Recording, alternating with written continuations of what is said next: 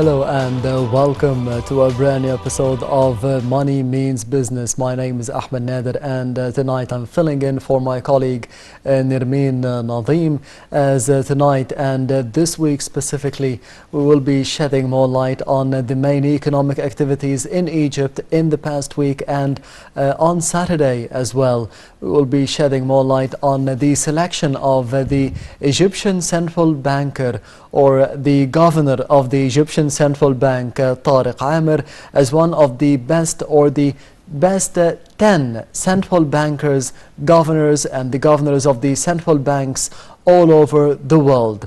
We will be having more information about this selection, and of course we will be having more information about the visit of President Abdel Fattah al-Sisi in the past week to the governorate of Alexandria, and the economic repercussions of such a visit on the port of Alexandria, and the means of the will of the political leadership to be enhancing the ports all over Egypt, like in Damietta, in Ain al-Sukhna, and in Alexandria, as I've mentioned. And in the past, or the last part of the episode Money Means Business for this week, we will be focusing on the electronic theft from the banks and the electronic accounts, as we did see in Egypt, and the means of protecting yourself against such theft in the near future. And I'm honored to be having with me tonight on Money Means Business Mr. Hany Fotouh, the economic expert. Thank you very much for being with us today. Pleasure.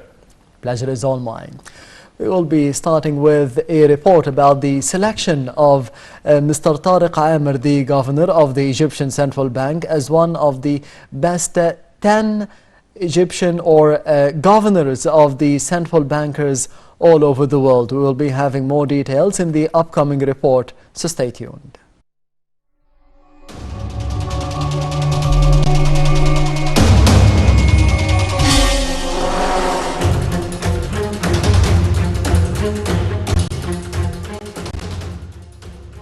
Global Finance magazine chose Tariq Amir, governor of the Central Bank of Egypt, among the list of the top 10 central bank governors in the world for the year 2021. The magazine said in a statement that the top 10 governors, including Tariq Amir, received an A rating, which represents an excellent performance. Global Finance annual assessment indicated that with the epidemic continuing to spread and the inflation emerging as a major area of concern, once again, the world's central bankers face many challenges from many directions. In addition to the governor of the Central Bank of Egypt, the governors of Brazil, Bulgaria, Canada, Chile, China, the Czech Republic, Kuwait, and Morocco are in the top 10 list, in addition to Christine Lagarde, the governor of the European Central Bank. In a related context, Ihab Nasr, deputy governor of the Central Bank for Banking Operations, said that the banking sector is witnessing a major boom in the growth and development of electronic banking operations within the framework of the strategy set by the National Payments Council under the leadership of President Abdel Fattah al-Sisi. Nasr indicated that the Egyptian banking system implemented about 1 billion electronic banking operations in the last fiscal year 20 and 21, with a value of more than 2.8 trillion pounds, compared to nearly 1.9 trillion pounds for the previous fiscal year 2019 and 2020, with an estimated increase of about 49% in the value of electronic banking transactions. He also pointed out that the total value of purchases made through bank cards via online websites is 23 billion pounds, compared to about 14 billion pounds during the previous year, an increase of 40%. On the other hand, the net inflows of foreigners in debt instruments amounted to about $15 billion during the last period, which gave stability to the foreign reserves. As a result, Egypt has become an attractive market for the foreign investors in debt instruments as a result of high interest rates and the stability of the economic situation.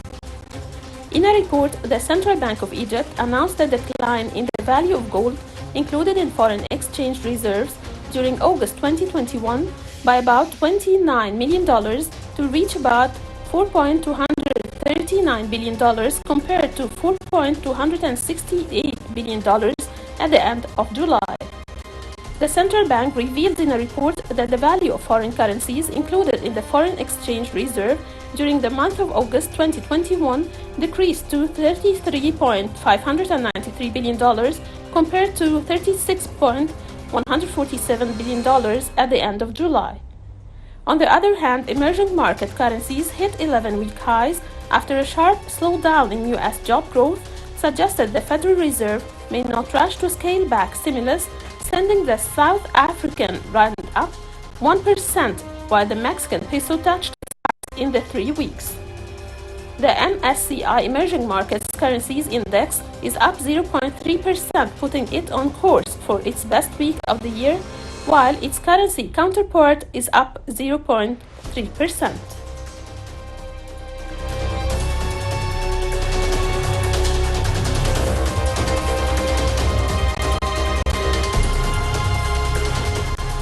Welcome back. You're still watching Nile TV International and Money Means Business. Tonight I'm honored to be having with me over the program Mr. Hany Aboul, the economic expert.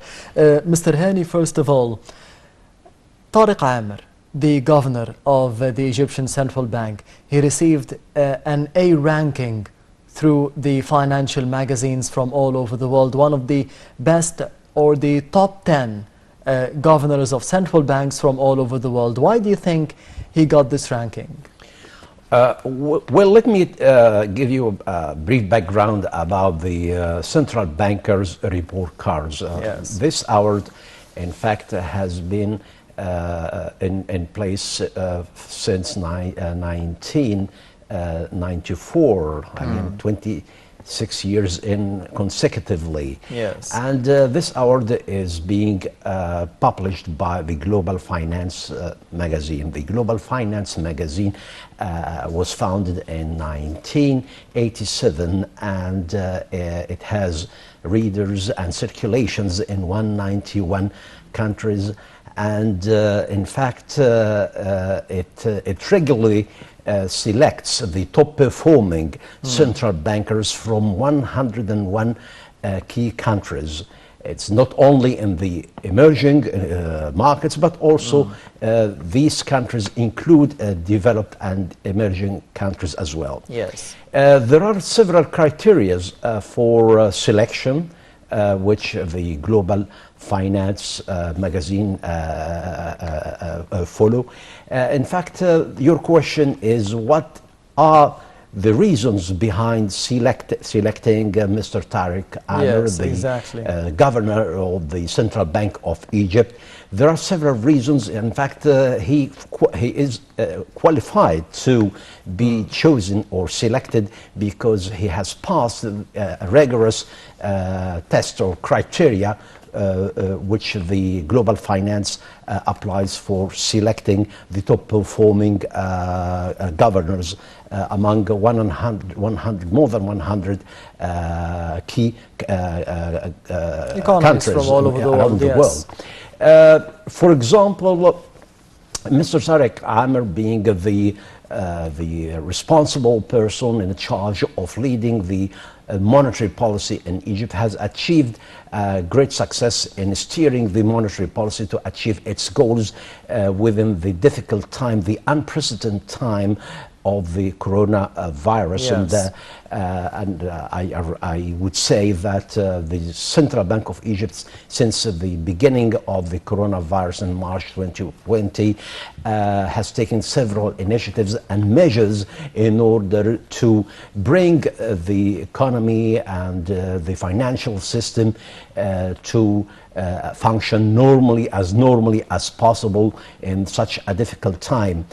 For example, in March 2020, the Central Bank of Egypt cut the key interest rates by 300 basis points, 3%, in order to boost the economic activities in the market. Also, another major step or procedure was taken in such a difficult time was to postpone the liabilities on individual clients and entities for 6 months without charging delay payments. And also other initiatives were taken in order to boost the banking operations during such a difficult time. So these are just the three main, on the top of my mind, three main Yes. reasons why he was elected or to win this award. And before the coronavirus pandemic and the measures that we did see from the political leadership, going through the economic reform program here in Egypt, the first phase of the economic reform program under the tenure of President Abdel Fattah al-Sisi and the political leadership, how successful was he in implementing those reforms? I would say he was very successful in implementing the IMF-backed economic reform program, which was implemented since year 2016 and successfully completed with huge success, as being witnessed by major international institutions like IMF and the World Bank. And this is, of course, a major achievement. This is actually a major achievement why he was selected as a top performing central banker on the list. Yes, and do you think that successfully implementing the economic reform program managed to be keeping Egypt safe and secure during the coronavirus pandemic, economically and financially? With no doubt, certainly, with no doubt that the successful implementation of the IMF-backed reform program has made Egypt more solid against the negative repercussions of the coronavirus, and made the economy withstand the unfavorable impacts of the coronavirus, which hit all economies in the world, including developed economies. So the Global Finance magazine, as you've mentioned, was established in 1987, and this ranking was established in 1994. So for the past 26 years, how many times was Egypt selected through the governor of the Central Bank of Egypt as one of the top 10 in the world? I'm not really aware about the previous records of this award, but let me tell you that this award, or gaining this award in itself, it marks as a trusted excellence for the achievers of the central bankers, and among it is not only, as I told you before, it is not just for the emerging markets. It includes major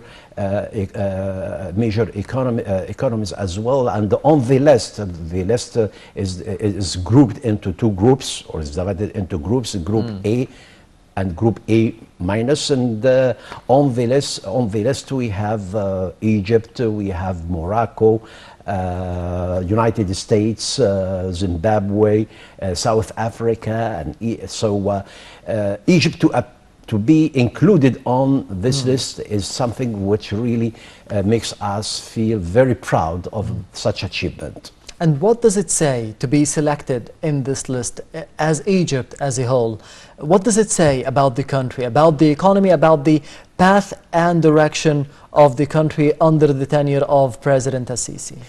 In fact, there is a there is a precise criteria, an algorithm for such award.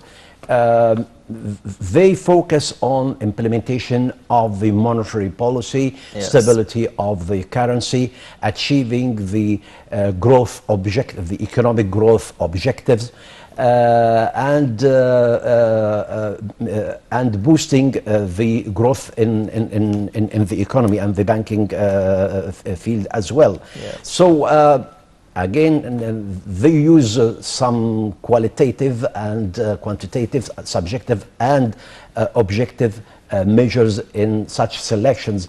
One of the, or among many other criteria used in the selection, is for the central bank. The governor must have held an office for at least 1 year. He must enjoy a very good reputation locally and internationally. He must show independence from political influence, and the transparency and disclosure and the correct accuracy of the forecasts, the central bank forecasts. All these measures, all these criteria are being assessed, and I think that Mr. Tariq Amer, being the head of the governor of the Central Bank of Egypt, has showcased the success of the central bank globally, and all the best to him, and hope that the coming years also Egypt remain in the list. Yes. One of the landmarks of the Egyptian economy in the past few years was the digital transformation in the field of economy and investment, to be specific. How important was it for Egypt to be going through this phase, to be transferring the Egyptian economy or transmitting the Egyptian economy to the digital transformation, as the Egyptian government as a whole will be located at a new capital, the new administrative capital? So we needed more pace, more work, and as I've mentioned, the successful transition to the digital economy. How successful was the Egyptian economy in general, and the governor of the Central Bank of Egypt in going through this phase in such a short space of time? Digitalization is the buzzword, and it has been accelerating across the world, across all countries, very fast in the past 7 to 8 years. Yes. And in Egypt particularly, Egypt has decided to accelerate the pace of implementing digitalization and transforming Yes. the business models into more digital forms. And in fact, Egypt is progressing well in all areas. It's not just, if you've seen, for example, the e-government. For example, now we have many services are being offered to be executed electronically without having to go physically and visit the government office which offers the service. Yes. We have seen many businesses have transformed entirely to a digital atmosphere. More financial institutions are pushing forward for digital forms and digitalizing the business services. The central bank, in fact, are encouraging the banking sector Yes. and the financial sector in general to adopt more digital solutions, as not only the to be central using more bank credit and cards. also the Financial Supervisory Authority, the Ministry of Finance also has done a lot in such area, Yes. like, for example, we have many examples like the electronic invoice, like the e-payments, for the e-payment system for the government dues. Yes. So Electricity. all these are the efforts go in tandem, not slowly but surely. But I see they are pushing very fast. And this is in favor of the government and in favor of the Egyptian citizen. How can we see the other side of the equation, the investments? How can we be getting more investments and more money pumped from outside into Egypt through the e-government, the digital transformation?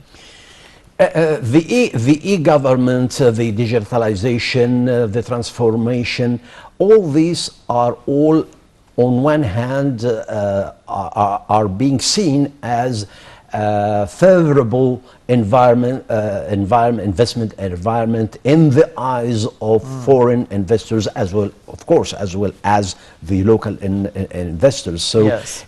the foreign investors, when they think of evaluating the opportunities to enter into our market, they would consider many factors. One of the factors is the ease of doing business. So if doing business is getting easier and killing or getting rid of red taps and doing things electronically, definitely this would boost the business and investment environment. So I think Egypt is doing is pushing in the right track, and the aspiration of investors, inshallah, will be met. Yes, Mr. Hany Aboul Fotouh, we will be heading to the second topic of Money Means Business for this week. President Abdel Fattah al-Sisi arrived in the governorate of Alexandria to be getting first-hand information about the development of ports in there. And of course, we will be heading to the upcoming report to get more information. We'll be returning once again to you on Money Means Business, so stay tuned.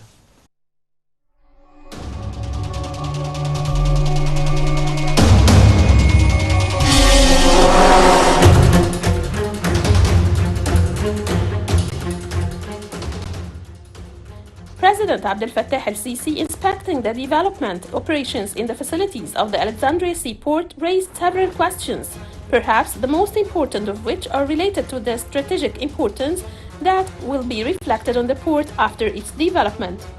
According to a statement by the Ministry of Transport, the port will contribute to transforming Egypt into a center for global trade and logistics by creating transport and logistics hubs linking seaports, dry ports, and logistic areas. This comes in light of the Egyptian interest in developing Egyptian ports, especially the Sokhna-Alexandria axis, passing through the industrial zones, dry ports, and logistic centers on the 10th of Ramadan and 6th of October in Sadat. President al-Sisi affirmed that the entire port development is dependent on Egyptian companies, pointing to the importance of automating all procedures at the port to facilitate work in it, stressing that the implementation of projects is currently done through the state's capabilities and the funding available to it. Saleh Higazi, the marine master and the expert on maritime affairs, says that the ports are one of the criteria for the progress of countries and for the measure of the economic level, because they are the gateway for countries to communicate with the entire outside world. The marine expert praised the development witnessed by the port of Alexandria, describing it as awesome and wonderful achievement, stressing that the multi-garage area, which accommodates 4,000 cars, will protect many cars. Higazi explained that the petroleum Elgona was built along with the development of the timber port, or Port 85, as it is called in the media. The strategic importance of the port increases, especially with the presence of a breakwater outside the port, in addition to the construction of the Max port, which will link the old port to Alexandria, and the port of Dakhila, which will later become the Great Port of Alexandria. On the importance of building the port of El Max, he pointed out that after the completion of its construction, the capabilities of the Great Port of Alexandria will be diversified and good. He justified that there is only one station inside the Dakhila port in Egypt's ports for exporting grain, stressing that it will be a pivotal port in the future and it will be relied upon for transit trade, with its connection to Sokhna port. In the same context, Major General Samir Farag, the strategic expert, stressed the importance of the Alexandria port in the Mediterranean in terms of capacity, the port's age, and the volume of its transportation within the Arab Republic of Egypt. Regarding the military importance, Farag said that the western part of the port is the Alexandria military port, in which the Alexandria Naval Base is located, pointing to the importance of the presence of permanent naval forces that secure the port.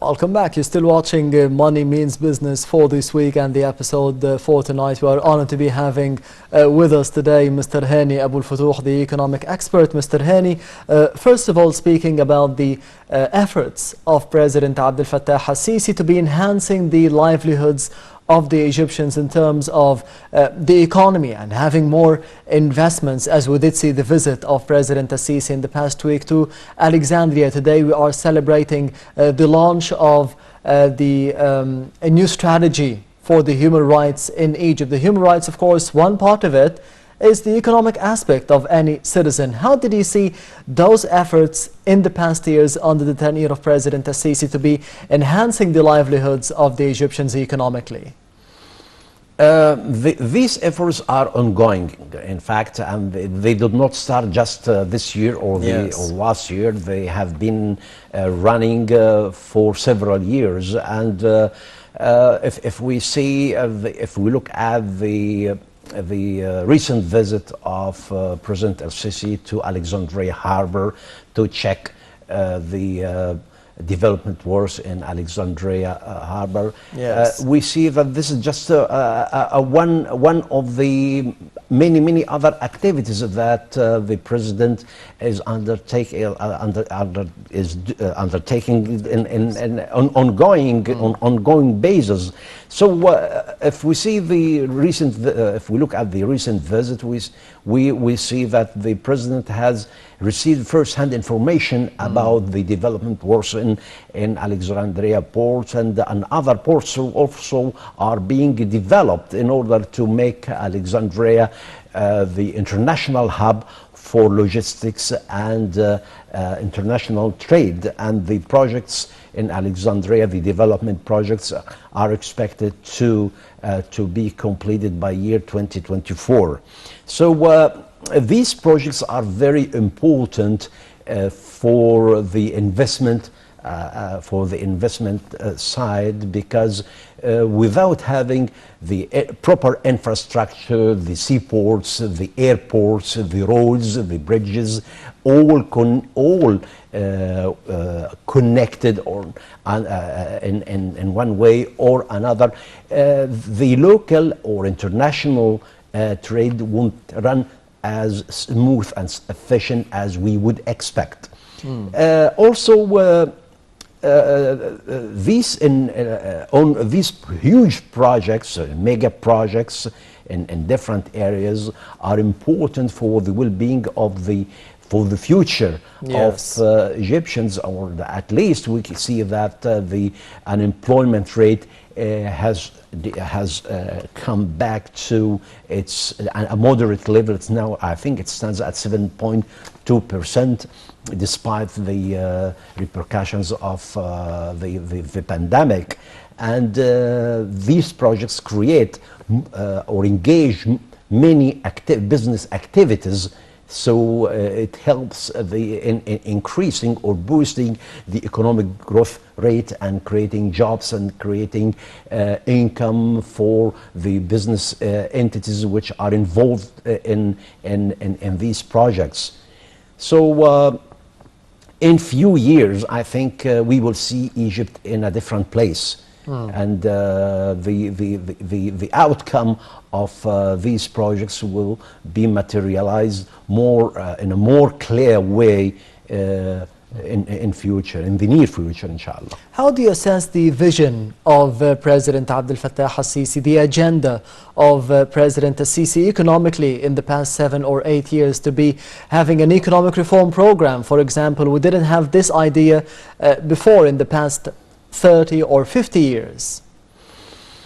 I think President Al-Sisi has a vision and he has a dream. Yes. He has a dream to see Egypt is back again a strong country after many years of unfortunate events, particularly, I don't want to speak about the sad events in 2011, before the 30 June revolution, what happened in Egypt. We were actually driven to a very dark venue, but thank goodness and thanks to the military, thanks to President Al-Sisi, he has helped Egypt to overcome the unwanted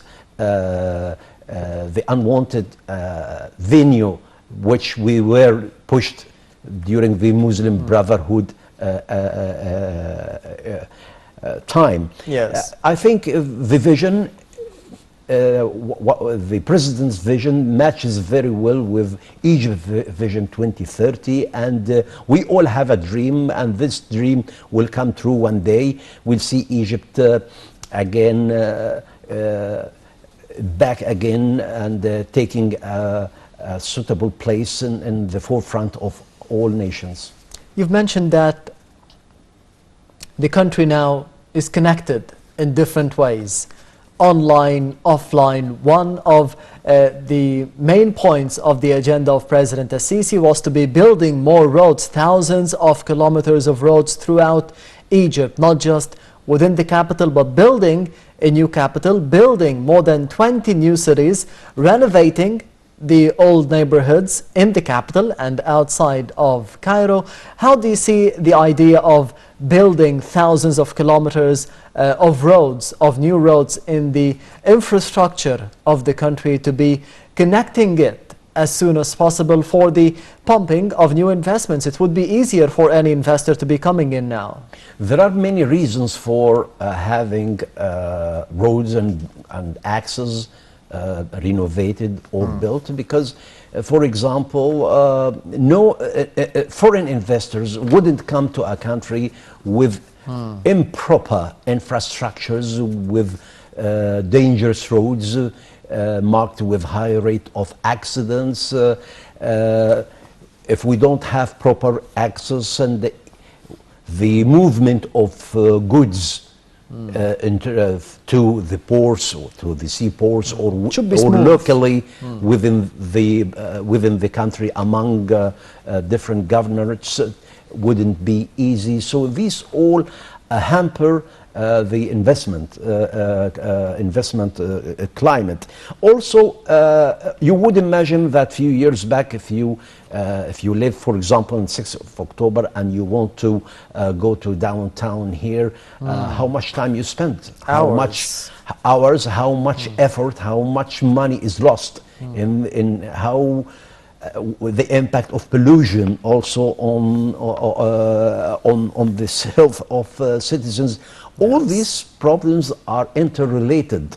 So building the roads also would make citizens feel more comfortable in moving from one place to another place conveniently, because in the past it would be a nightmare to spend 2 to 3 hours moving in a short way.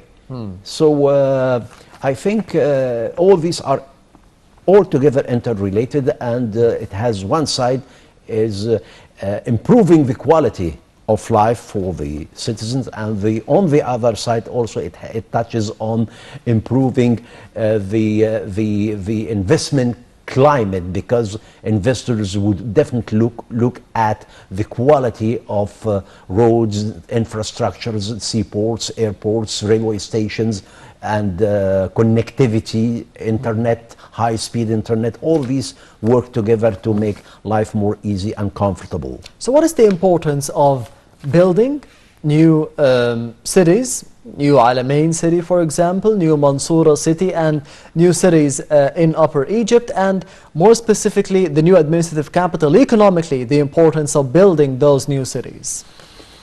There are several reasons, but let me just take on one or two main reasons. Cairo, as it stands, the hub of all activities, political activities, economic up till activities. Now. Cairo, the city, the capital. Okay, Cairo is extremely overpopulated and polluted. Cairo, accommodates more than 20 million citizens. Okay, roads cannot be expanded. Roads are congested. Difficult to move, difficult to attract business to come into a very crowded city. So the first thing, like other countries did actually, is to build another capital or another city to be the administrative city. The administrative city capital, or the administrative capital, is a smart capital, is a smart city built on follows the international standards on green cities, following the proper infrastructure.